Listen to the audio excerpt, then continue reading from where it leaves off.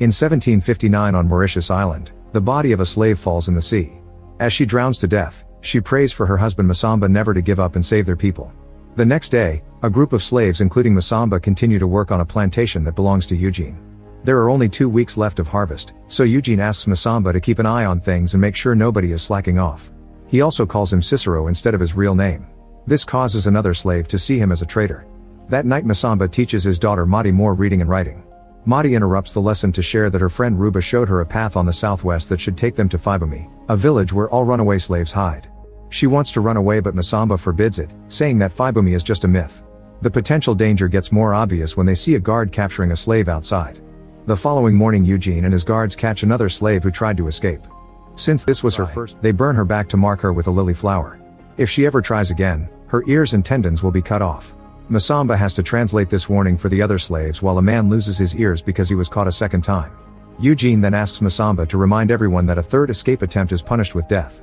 In the middle of the night, Masamba finds Mati having a panic attack after one of the guards abused her.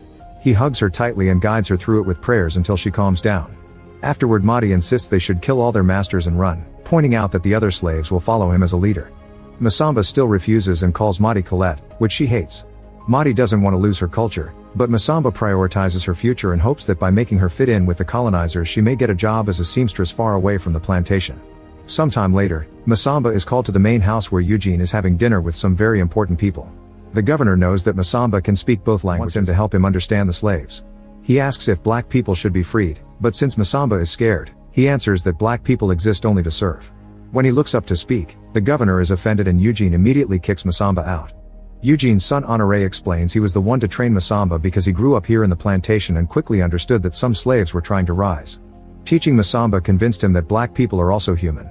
The governor brings up Madame La Victoire, a woman who hunts down runaway slaves and has the opposite views. An argument ensues over the treatment of slaves and Eugene has to silence Honoré to avoid trouble. However, the governor now thinks Eugene doesn't rule this area well. After the governor leaves, Eugene slaps Honoré for spewing his troublesome views. Then he calls Masamba to announce he's losing all his privileges. He'll cut cane like the others and he won't live with his daughter anymore. Mati will stay under Eugene's roof and if Masamba tries to protest, he'll kill her. When Mati hears about this she tries to self-delete, but Masamba stops her and sends her to the house. Seconds later Masamba hears the dogs barking and lots of screaming. He immediately runs out and finds a guard on fire but no Mati in sight. The other guards tell him that Mati ran away before sending him back to his room. The next morning the guards tell Eugene that they couldn't find Mati. Eugene asks them to call Madame La Victoire before telling Honoré to join the hunt to fix the family's reputation. Honoré is forced to agree but also asks his father to treat Mati better when he brings her back. Afterward Masamba is tied to the ground and whipped for several minutes to make him talk, but he has no idea where Mati went. At that moment Madame La Victoire arrives. He begs Ruba for help but she ignores him. When everyone is done working, Ruba throws food at the dogs to keep them quiet. Later that night Ruba carefully frees Masamba from the cell before rushing back to her room. With the dogs asleep, Masamba manages to run through the field without being detected.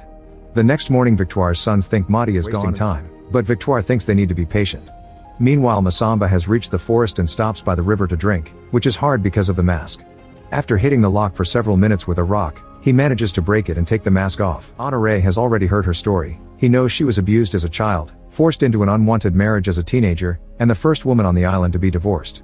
He thinks she's the only person on the island who knows the horrors the slaves go through. Sympathetic, but Victoire insists that the church has proven that black people have no souls. She doesn't think it's her place to question the church yet Honoré can tell she has doubts. During the night, Masamba dreams that his wife is by his side. The following day Masamba starts going up the hill and is seen by Victoire. When he starts wandering among the trees, he hears a noise and finds a black man named Kabidi who guides him around. There's also a black woman with a baby and together they all hide from Victorire's group because they've entered the woods to look for them. At that moment the baby starts crying and Baptiste hears so the slaves have to start running as fast as possible. Unfortunately they can't go far so Kabidi makes the mother hide and gives Masamba one of his blades. When Baptiste gets close enough he opens fire, but the slaves dodge it and Masamba manages to tackle him to the ground. Baptiste fights back as Masamba tries to hit him to knock him out. However Masamba freezes when suddenly Honoré calls his name and asks him to surrender. Kabidi then appears behind Honoré and quickly kills him by slashing his neck.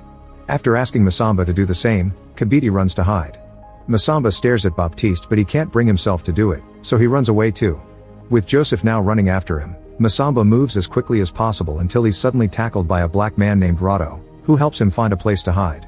Once Joseph leaves, the men keep going and Rado explains he's looking for the Fibumi village. They stop at a cave where Rado shares the little food he has plus a fresh shirt while telling the story behind his uniform.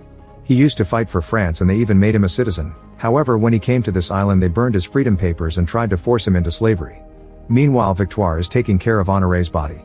Baptiste points out that the slave spared him like a good Christian would have and that wording isn't received well by his family. Victoire spends most of the night praying. In the morning she announces the Lord is protecting them so they must continue the hunt. However, Baptiste refuses to go after the man who spared his life, so instead he'll take Honoré to his father. A furious Joseph jumps on his brother and they start fighting on the ground while Victoire stares without doing anything. After a few minutes of wrestling, Baptiste manages to defeat his brother and leaves the forest with Honoré's body. Moments later Masamba is on the move again, following tracks on the ground and plants to find his daughter.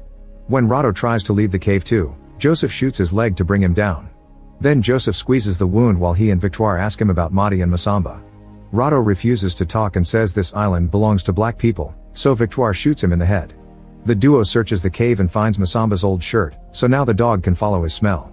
In just a few minutes the dog finds Masamba crossing the river and jumps him, unaware there's a waterfall behind them. They both fall into the lake below and Masamba tries swimming as fast as he can, but the dog easily catches up to him and bites his arm. As he screams in pain, Masamba pushes the dog off and grabs a rock to smash the beast's head to death. On top of the waterfall, Joseph and Victoire see Masamba escape into the woods. For the next few hours, Masamba continues to wander around the forest while following any track he can find. Eventually he has to stop and rest because he's losing too much blood. Victoire and Joseph are still searching under the rain and get the clue they need when they notice some blood on a tree. That night Masamba dreams about his wife again and gets encouraging words from her, receiving her blessing and a promise of guidance. The following day Masamba makes it to the beach and finds a bunch of dead slaves on the sand and in the water. There's also a destroyed boat, which means the storm stopped them from escaping to Madagascar. Masamba hears his wife's voice saying they're now one before it starts to rain. Meanwhile Victoire and Joseph are camping for the night. Victoire hears a noise and pushes Jospa down right before a blade attacks. Mother and son immediately grab their weapons and stumble around blindly as they try to find the source of the attack. Suddenly Joseph hears a noise and opens fire, giving away his position for Masamba to quickly slash him with a blade before hiding again. Victoire runs to her son and notices he's in unbearable pain, so she stabs him to end his suffering. Afterward she hides behind a tree only to come out again when she sees Masamba standing nearby. With the lightning serving as cover, sneaks around until she surprises Masamba from behind, shooting him in the shoulder. Then she grabs her knife to kill him, but when she looks up again he's gone. A terrified Victoire starts praying until Masamba appears behind her and stabs her to death. That night Masamba dreams of his wife appearing before Eugene and killing him with a spear. In the morning Madi has to wake her father out of his trance and help him walk because of his injuries. However, Masamba is too dizzy and soon collapses again. Madi falls to her knees as she has a breakdown and yells for help.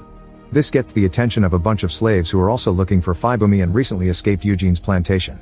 Madi joins the group and the men help her carry Masamba as they continue their search. After several hours of wandering through the woods, they finally find the mythical village near the hills. A healer immediately makes an ointment and applies it on all of Masamba's wounds not in Africa. Masamba shares stories about his original tribe and how his wife was killed in a colonizer's ship because she refused to be a slave. Madi also mentions some of the stories her mother used to tell her. She found the strength to smile at her daughter before her death.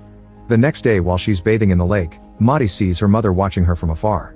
In the evening the villagers see flames in the distance, which means hunters are coming after them. Everyone running as the white men open fire and manage to recapture a few of the slaves. They cross a huge field but sadly find their way blocked by a cliff, which allows the colonizers to surround them. Using a slave as translator, a man to surround them and explains the governor has promised to spare them. Masamba says he wants a life with no chains and no masters, inspiring Madi to start singing a traditional song. The villagers sing along before they delete themselves, choosing the end over slavery. Make sure to subscribe and turn on notifications.